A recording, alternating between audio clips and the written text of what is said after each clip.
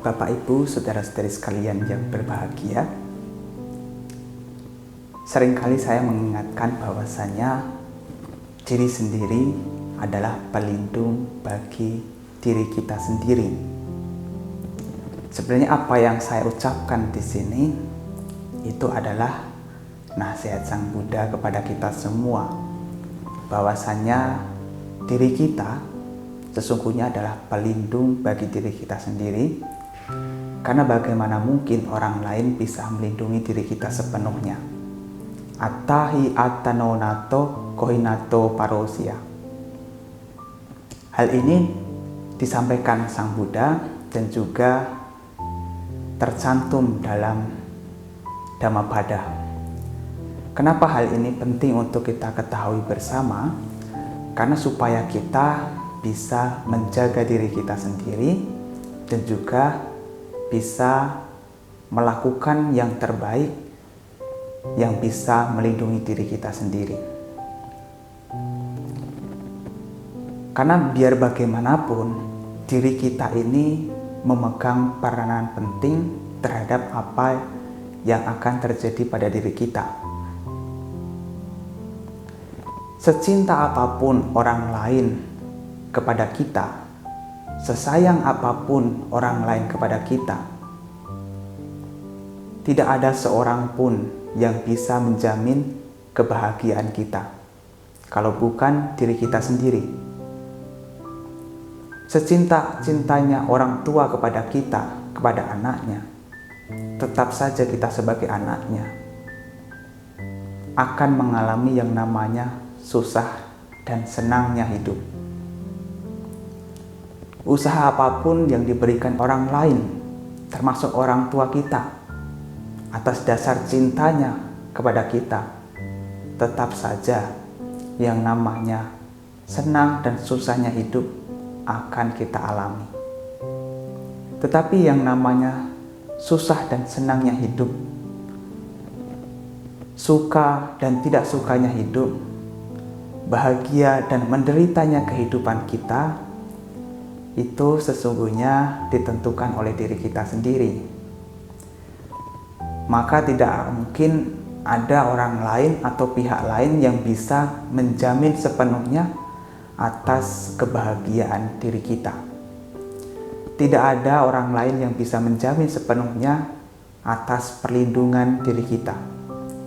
Kalau diri kita sendiri tidak bisa menjaga, tidak bisa membuat sebab-sebab yang membuat diri kita bisa terlindungi, maka apa yang bisa mereka lakukan?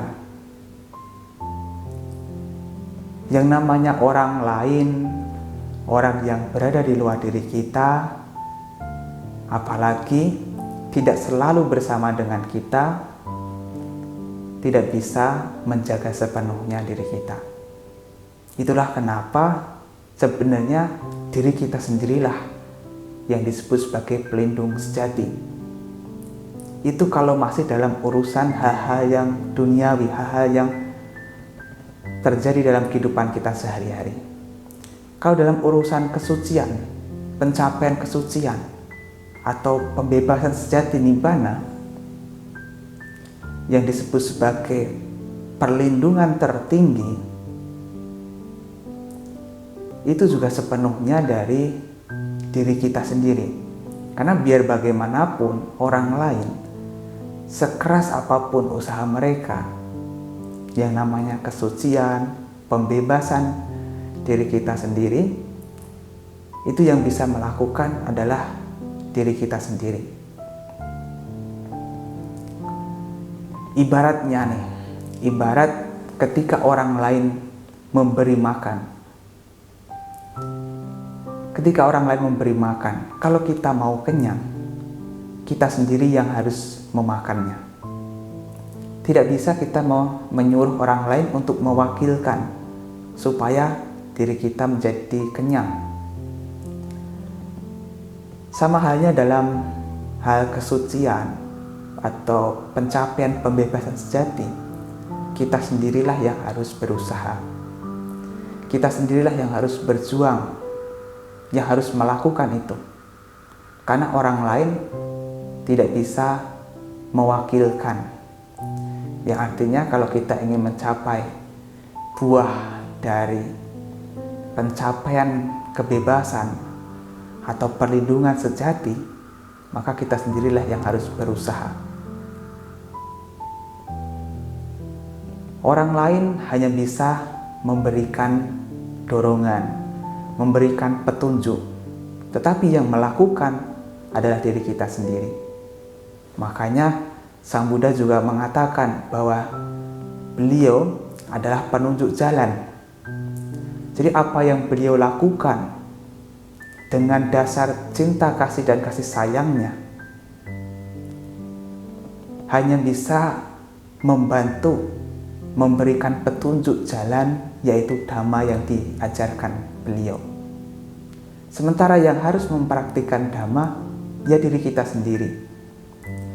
Kita sendiri yang harus mempraktikkan Dhamma agar bisa mencapai pembebasan. Kita sendiri yang harus mempraktikkan Dhamma agar bisa mendapatkan buah dari praktik yang kita lakukan. Karena yang dilakukan Sang Buddha hanyalah memberikan petunjuk, mendorong kita, memotivasi kita supaya kita mau berjalan. Kalau kita sendiri saja tidak mau berjalan, hanya diam-diam saja, bagaimana mungkin kita bisa sampai? Meskipun jalannya sudah jelas, jalannya sudah ditunjukkan dengan sangat jelas, kamu harus ke sini, ke situ, harus lurus terus. Tapi kalau diri kita sendiri tidak berjalan, maka kita juga tidak akan sampai. Karena bukan tujuan yang menghampiri kita, tapi kita yang harus berjalan menuju tujuan tersebut. Sang Buddha hanya menunjukkan jalan Akataro Tathagato.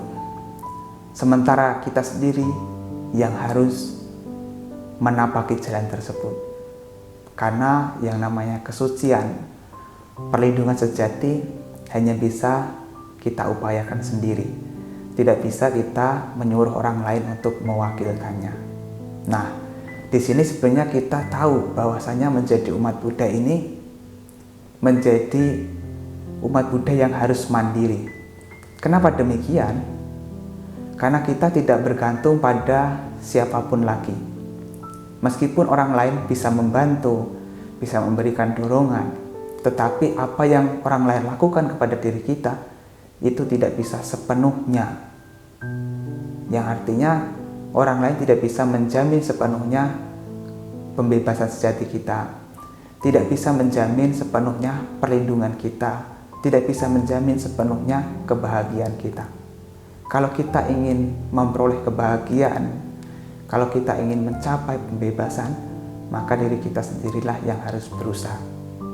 Maka menjadi umat Buddha ini menjadi orang yang mandiri.